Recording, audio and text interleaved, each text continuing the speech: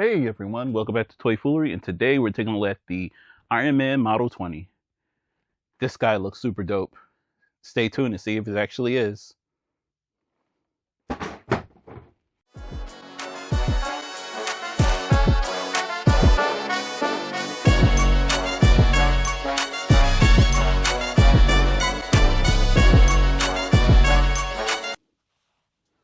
Here we have the Model 20 Iron Man. I'm not familiar with this version of Iron Man. I'm not even sure if it was on the Iron Man cartoon from the 90s. It's being packaged with the retro carded Iron Man set, even though the villains are definitely from the show. She-Hulk might have been from that show. It looks like more she was from the Incredible Hulk show from the outfit. There was a lot of cartoons in the 90s. But this one just looks super badass. I wanted to get it to add it to my Iron Man armory, which right now has several dozen, or at least a dozen, not several dozen, at least a dozen Iron Man. But as usual, let's see if the box is better than your mom's. This box better than the box he was held in.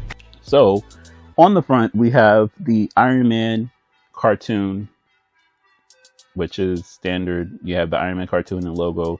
This is the retro carded box. We also got this same kind of style box when we got the Iron Man that I'm considering the Marvel vs. Capcom Iron Man with the proton cannon. So this is the same kind of purplish with metal background, which is reminiscent of the cartoon of the 90s. I do like the graphics, but this is a pretty bland box. On the back, we get what comes in the box, and that's it. Box is definitely not better than your mom's. The retro carded boxes are a little and when it comes to the style, but if you're an inbox collector, you're going to be a little disappointed. This is kind of a boring box, but let's check to see. What's in the box? So in the box, we get Iron Man. We get, for some reason, they decided to alternate his hands, but we get a alternate hand with his proton, well, not his repulsor beam ready, or his flying hand.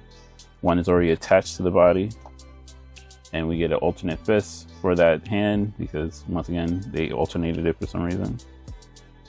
And then we get the we get 4 flying effects and blaster effects. I really don't like those as blaster effects. They look more like flying effects, and maybe that was the goal, but we have a problem with that. We'll discuss that when we get into the articulation. But this is a really bland set of accessories. I don't think anyone would be pleased with what came in the box. I think the problem is that they're just kind of go with the bare minimum when it comes to these things, and it's a little depressing. So I'm gonna say Mills would have shot you several times, because yeah, cool, you get the flying effect, but this is basically just a toy. No accessories, no Build-A-Figure, no nothing. Trash accessories. Anyway, let's talk about the design. So, as you can see, the design and the detail on this toy is phenomenal, and I give kudos to Hasbro, because normally we don't get this level of design from them. We usually get really bland pieces, so I'm really excited about how this toy looks. If you look at the head on this thing, it looks phenomenal. Just the detail all over the body looks really good. If you look right here, the detail in the bicep, the detail just all over the body looks really, really good. Just the design of the piece in the middle, I'm just impressed by how this thing looks overall. Look at the design on the legs.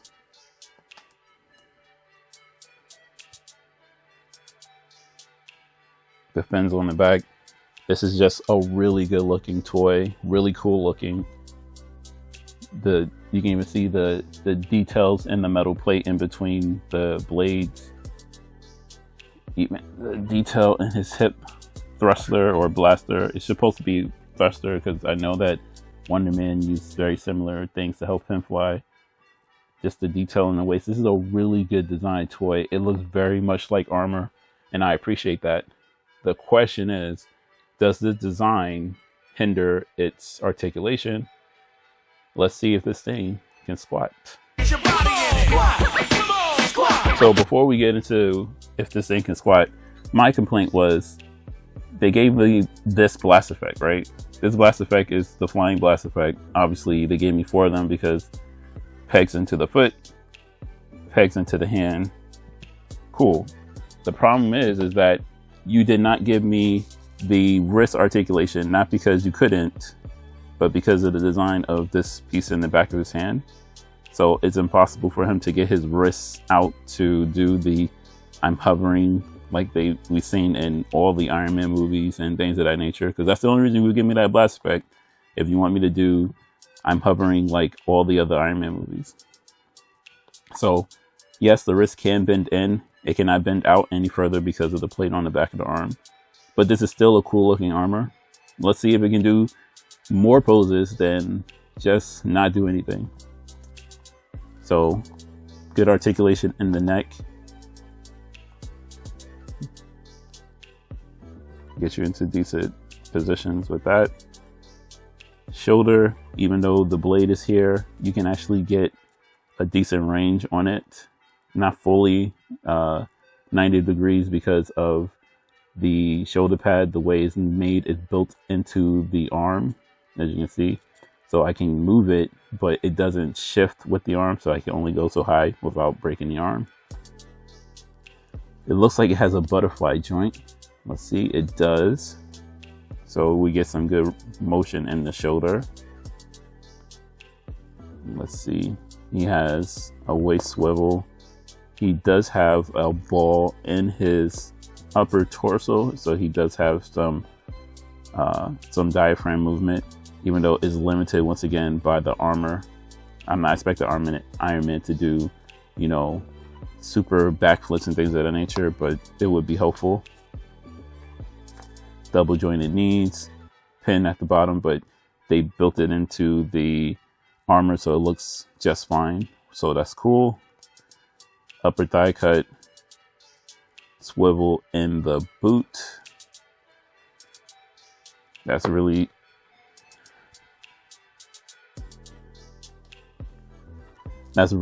some good articulation on him. Now the question is, since he cannot T-pose, but can he squat?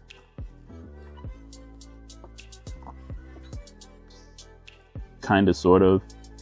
He does have the diaphragm for it, so he can push his chest out. He can't put his arms down, so he could squat. Can he hold the squat by himself is the question. He can, kind of. Let's try this again. Can he hold the squat by himself? He can do a sumo squat. Sumo squat!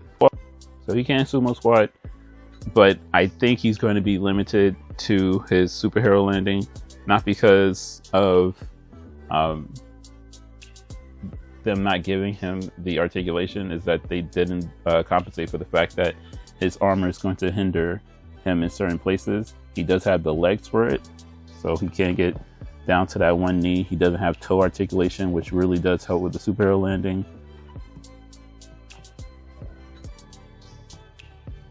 His diaphragm does not give him that much room, and this toy is not going to get to a superhero landing. He doesn't have the diaphragm for it, does have the knees for it, does have everything else for it, but just the way his body's built, he's going to look awkward in his superhero landing like this, which is fine. You can get him into a single knee pose, but he doesn't have the body motion for anything more spectacular, unfortunately. So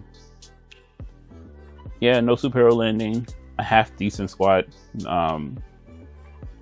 Articulation is passable, not the greatest, but far from the worst. We've seen worse articulation, and this one you kind of blame it on the armor, the way it's built. You're not going to get a lot of range out of it, and you don't expect it to, but Iron Man's the person who did the superhero landing. We expect him to, all the Iron Man toys, to do superhero landing. So It's a little disappointing in that aspect. Let's talk about price.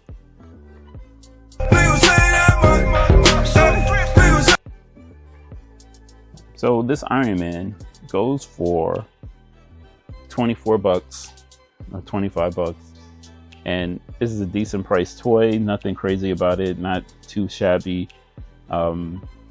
The only complaint I would have to say about this is that the lack of accessories kind of don't make up for the fact that it is a great looking toy.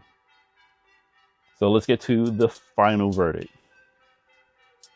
Great looking toy, okay articulation, crappy boxing, and crappy accessories. And the price is, if it was $20 toy, absolutely I'd say no brainer, and I would probably give this probably a 6.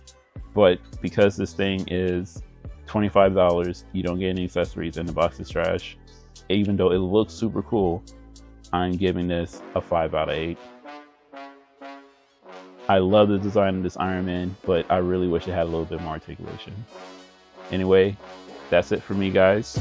I'll catch you in the next video. Peace.